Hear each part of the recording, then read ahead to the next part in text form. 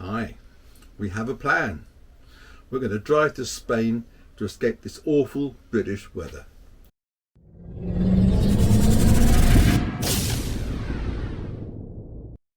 Then you might think, why Spain? Well, we can drive there, go through the tunnel or get the ferry, and we can physically drive all the way down there. And the nice part about it is we can drive down France and explore some of France. We plan to do a complete circumference of Spain and driving up to the length of Portugal as well. So lots to look at. Now, why Benidorm? Well, we are staying for the bulk of our trip to Benidorm in Spain because we're meeting some friends there. And also, it will be like 6 weeks, 7 weeks. Yeah, 6 or 7 weeks we're going to be in Benidorm itself, soaking up the sun, hopefully. Hopefully. Yeah. So the way we did this, the way we planned this, is I researched a safe and easy route to drive down through France, through Spain, the shortest possible route to get down to that coast. And then Antonia did some research on every time we planned a stop. So we had these manageable legs of say 2.5, 3 hours maximum time. Antonia would then find 2 or 3 sites in the vicinity that she felt were good. How'd you do that? Well, I just check whether they're open for the year, because some of them, especially in France, they close after the season, which is usually end of October. So we make sure that the site is open all year and you can get some water and at least electricity, but the rest of the services is a hit and miss. So that's why I sort of research and check the review of the site, whether it's safe to stay or not. Yeah, we used quite a few camping car parks, and not many of them had facilities that are open, and we only found one that had facilities open, but they've all got electric, or certainly the ones we went to all had electric. Now you might wonder, did the plan work out? Well, not quite. Yes and no. Well, we ended up driving much longer legs because the weather in France was completely pants. We had snow, blizzards, just generally horrible weather. And so we decided to visit some friends we've got, not a million miles from Barcelona, but because of the timings was now different, we wanted to arrive there at a weekend so we could spend time with our friends and not during the working week when they wouldn't be there much. So this meant some of the legs we did were up to 6 hours long, but it wasn't that bad a drive. We quite enjoyed the drive. It wasn't that arduous. The beautiful weather, the good quiet roads. We drive at 56 miles an hour, which is 90 kilometers an hour in Spain because of the size of our vehicle, but none of the roads were chaotic. What do you think? So in our plan, we have all these leg 1, leg 2 where we will stop for each town, but that changed, and we use the toll rather than the countryside. Well, when I spoke to one of our friends who was already in Benidorm, and I said, oh, we've woken up, we've got covered in snow, it's thick ice here, blah blah. He said, in that case I suggest you take some toll roads, because our initial plan wasn't a single toll road. Not quite true. There's one famous bridge, viaduct, Millau Viaduct, which they said you want to do that one. But anyhow, that said, so we'd avoided most of the tolls and down to this, 2/3 of the way down in France, and after that point we took some tolls, which in all honesty we probably didn't need to do. The biggest issue if you don't use the tolls are the zillions and zillions of roundabouts. So you're constantly accelerating and decelerating, and my fuel level went off the scale. And also the speed keeps changing from 80, 60 down to 30 and go up That's to 40 kilometers, by the again, way. 50. Yeah, kilometers. But which means if you're not looking, you're still in your speed, and suddenly you see 20 and you hit the brake. So the toll roads, the views going through the villages were beautiful, but I'll show you some of that hopefully, and you can see what it means. It's very nice. But the constant stopping and starting through roundabouts and things were a pain in the bum. So anyhow, this ultimately meant that we ended up driving some legs up to 6 hours, although we did take breaks, and I said it wasn't arduous. It was quite a pleasant drive. So anyhow, we're going to be in Spain for, well, seems like forever, up to just under another 3 months. So if you'd like to join us, why not subscribe? Ring the bell, and please leave comments. Ask us how things work, or if there's something you'd like to know about doing it, to give you the confidence to go and do it yourself, let us know, ask us a question. We'd love to answer your questions. We've been to Europe several times in the past, but this is obviously a long journey covering different roads and things. So Yeah, just to mention that we have some friends who wanted to drive to Spain, but they're a bit, what do you call it, cautious. Yeah, a bit wary. But I think maybe by showing what we did, it might help them decide that it's not that bad. You just need to be brave, I think. As many of you know, the Black Horse Farm caravan site down by Dover, which many people use as a stopping point before they board the ferry, was closed. Unfortunately, the Motorhome and Caravan Club didn't tell us until the last moment. Luckily, we managed to find a place at the Canterbury New Dover Road Park and Ride, which seems to be a very popular point these days. In fact, I think more and more people are going there. When you arrive at New Dover, you'll find that it's split into two parts. There's one section specifically for motorhomes and camper vans, and the rest of it's for cars. That said, you are allowed to park in the car section, from what I understand. The way the charge works is that it breaks at midnight. So if you arrive before midnight and leave before midnight, you'll pay £4. If you arrive before midnight and leave after midnight, you pay a second £4. So for most people it's going to be £8 if they're staying overnight to get a ferry or the tunnel. So today is a chilly 17th of November, and here we are at the New Dover Park and Ride. So grab a ticket here.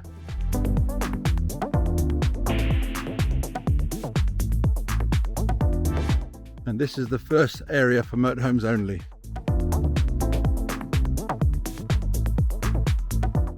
We probably arrived here about 12:30, plenty of room, but then this is quite late in the year, and there was probably half as many here when we arrived. Down the end there you've got your grey waste point. There's no electric here. There's sort of toilets here in the bus terminal itself, which is just a short walk away, but they're only open till about 7 o'clock or 5 o'clock depending on what time of the week. Got rubbish disposal here, and they've got just grey waste there, and drinking water over the back there. We deliberately got here early so we could take advantage of the park and ride and pop into Canterbury city centre for a while. Canterbury is a bit like stepping into a Chaucer tale, but with a modern buzz and twist. Medieval streets, ancient pubs, and a huge student population keeping everything lively. So Antonia, how did you find our first day? Freezing. Freezing. Yeah, we were very surprised. I mean, a few days ago it was 17 degrees. Today it was 4 degrees. So we walked around Canterbury and it was absolutely freezing. So it's 2:24 in the morning and we're about to get ready to go down to the Irish ferries at Dover.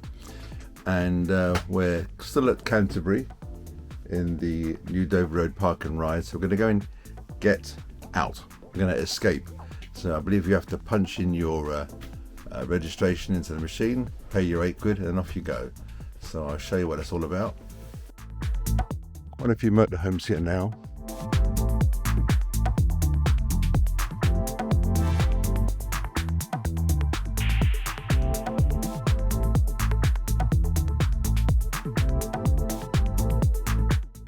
That's the payment machine down there on the left hand side, and this is the official motorhome parking area where we are now. Whereas this bit here is the main car park where you can park if required. Oh, out of service.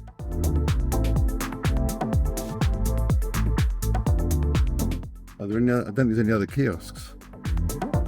I decided to set off extra early that morning just in case there was an issue getting out the gates or finding a way or something like that. Thank goodness we did. It's funny because I had a premonition that the machine wasn't going to work, and lo and behold it didn't work. So just in case it happens to you, the process is just go to the gate, press the help button, and they'll let you out. I don't know how you pay or if you still pay, but again, I'll keep you informed. I look very yellow in this light. The plastic barriers make the lanes look very narrow, but they're actually fine.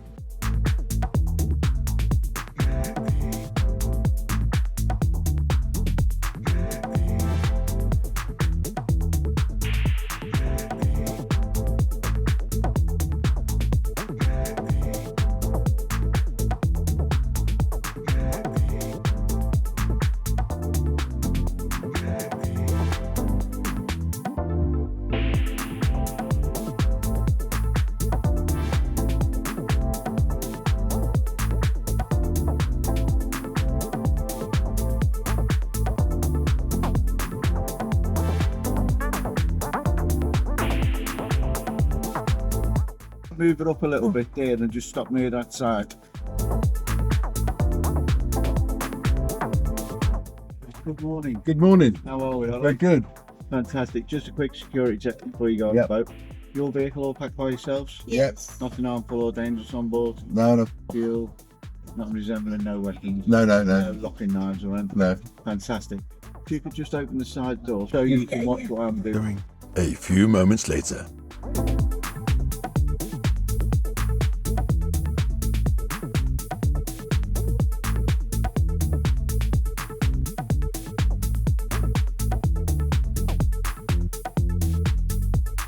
We are now in France.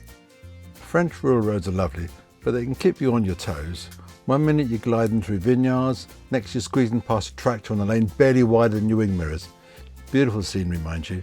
Just don't expect anything straight, wide or predictable. The Yvres Air is just a 5-minute stroll from the town centre and right beside the large supermarket. Each pitch comes with electricity and it's in a leafy setting. Plus there's a little herb garden there for a touch of Normandy charm. It's a tidy and convenient base to explore the region. So this is the Air at Évreux. Évreux? No idea how you pronounce that. Évreux. Now there are only 6 spaces here. So when you first come in, if you haven't got a ticket, then you can pay. We pre-booked here, but you can pay on the day. There's only 6 spaces, so you might want to be a bit careful there. And then if you pre-book, they give you a code. You punch the code in here. It's quite a long code, so you probably want to jot it down. It might be more than you want to remember. 8 times 5 meters it says here. Then further across it says 9 times 5 meters. Okay, then 7 times 5 meters. Okay. So here we have black waste. And I imagine that's the grey waste flush there. I don't know if there's a separate drinking water. It doesn't mention drinking water there. Airs and specs. No, so that might be, I don't know. I'll have a look around. So good sized spaces. 8 meters.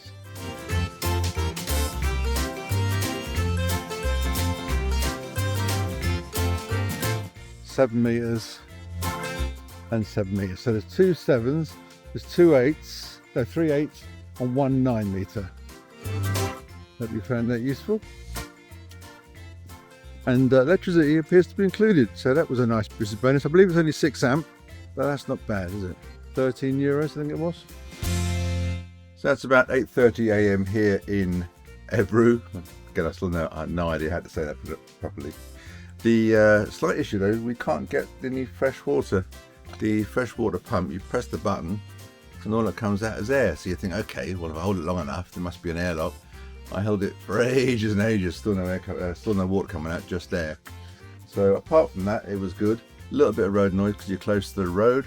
But other than that, it was not a bad stop at all. I quite enjoyed it. Relatively level, nice surface and everything.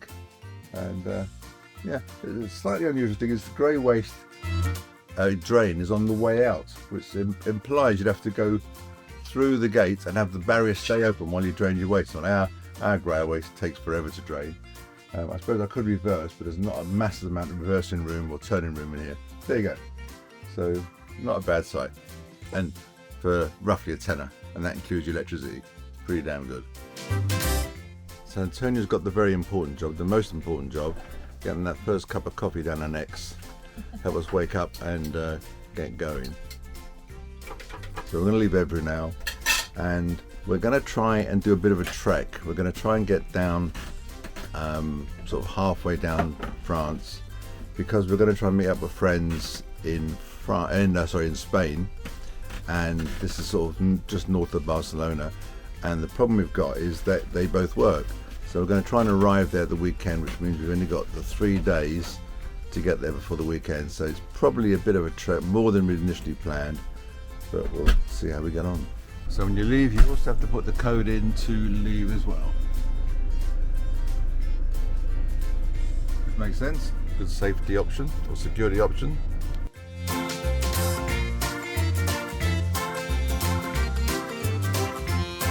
Right, I've been driving for 3.5 hours, and we've got another hour and a half to go. So Tony's going to try and rustle up some food.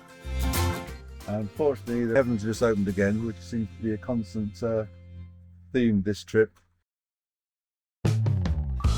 This area is situated in Saint-Pierre-le-Moutier.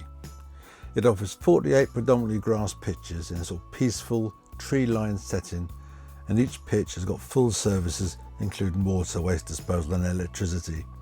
It's only about 500 metres from the village centre and the shops, so you're well placed to roll in, hook up and explore. At around €13.50 for 24 hours, it's excellent value. So this is where we're staying tonight. This is the camping car park Airs. However, you have to drive through an area with a maximum weight of 3.5. We couldn't find a way to circumvent it.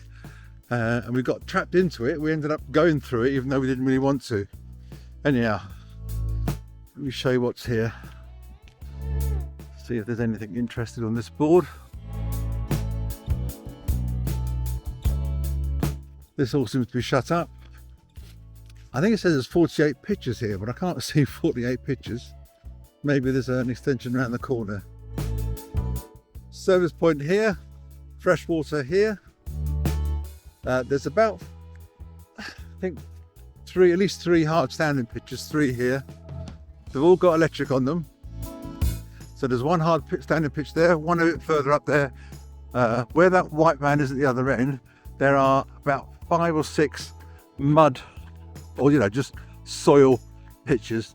They seem quite firm though, but they are not very level, left to right. There's the toilet block there. I might as well show you that. Although it's only 2 degrees outside and I'm cold, but I'm nice like that.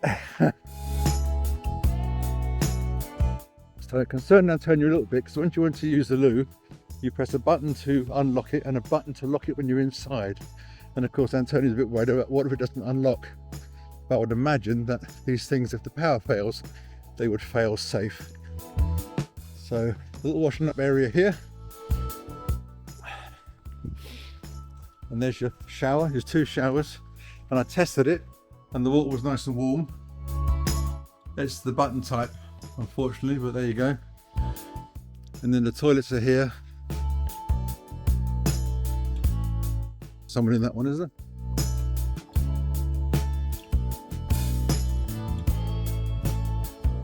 You press a button to lock it. That also turns on the light. There's just a toilet and a sink. And there's the instructions.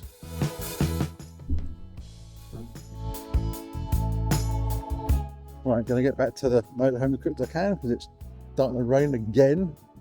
This whole journey's been non-stop rain, unfortunately. So it's 7:45 in the morning and we woke up to this. Snow. So I cleaned that all off the windscreen now. Luckily we had the silver screen on there which took the bulk of it off. So we weren't anticipating this. I mean, 2 weeks ago it was 17 degrees in here. Yes, I know we're halfway down France, but even so, bit of a surprise. The van lights are off because the engine's running, trying to defrost the window, or demist the window. And things like water and that are a consideration now. Make sure our water doesn't freeze. And we've also got a bit of a predicament. It looks like it's somewhere down the line, our wastewater tank exit hose, pipe, what do we call it, has been broken off. So where we thought we were gathering all our waste, I noticed a bit of a damp patch under the motorhome at Douvres. I didn't think much about it, I just assumed it was because it rained in the night. And just checked the wastewater level, thinking of whether we had to empty today. And there's no water in it. So I went and had a look, and there's no sign of the tap or the hose or anything.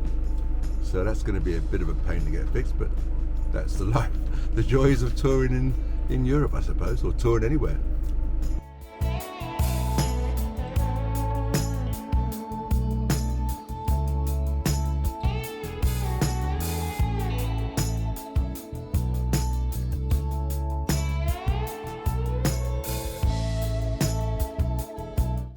Today is November the 20th, and what a contrast. I don't know if you can see now. This morning we got up to snow, and now we're in somewhere I think is called Béziers. Béziers? I'll check. Béziers. Excuse my camera, seems to have a mind of its own today. So let me show you where we are. We're another camping car park site. Right, so there's the entrance. Again, same mechanism. They got garbage disposal here. The usual check-in meters and machines here. Looks like they got water over there, which we need to go and get some water now. And I don't know what that's over there. We're going to have a look at that in a minute. See, It's a gazebo. Oh, just a gazebo. Okay. So there's no toilets or showers here, but you do have bedroom hookup, and this great waste service point there, and black waste there as well. Now the only issue here is we won't get water from a tap that's that close to black waste. So I wonder if there's a tap on the other side. Let me have a quick look. Yes, there we go. Drinking water on this side. Perfect. Everything we need. And I said, a glorious sunny day. So it's here, it's 8 degrees. It was -1 this morning. For the start of a 4th day. This is 8 o'clock in the morning, and quite a few turned up last night. Yeah, I would recommend the site. Nice. It's a little bit noisy because of the road and the train line, but it felt safe, it felt comfortable, nice and level. So today it's our last day in France, and tomorrow we're going to head into Spain. We'll be seeing our good friends in Saint Laurent Saval is just outskirts of Barcelona. And unfortunately, it's up a bloody mountain. You forgot to mention that. I'll show you a bit of video of that in a second. Anyhow, so we'll be staying with them for a few days before continuing our journey down to Benidorm. And Antonio, how do you think it's going so far? Oh, so far I'm less anxious now, and quite looking forward to reach Spain, and because the weather's changing. There's not change. It's glorious. It's 19 degrees. Yeah, it's really sunny. We gathered that in Benidorm. We've been told it's 19 degrees. Get down there quick. Anyhow, so we hope you join us for the rest of the time in Spain. I'll try and get videos up as often as possible. And again, as I said before, any questions, pop them in the comments below. This is the way to our friend's house, and we didn't realize It's up a bloody mountain. there's in the bloody mountains. It's very narrow. Yeah, and it's windy as well. Very windy. The bends are quite tight places. The mountain road just seems to go on forever.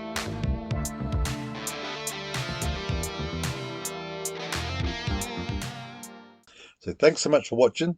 We really do appreciate your support. If you enjoyed the video, give it a thumbs up. And if you haven't already, hit the subscribe button and the little bell so you don't miss out our future escapades. As always, we'd love to hear your thoughts. So why not drop a comment below.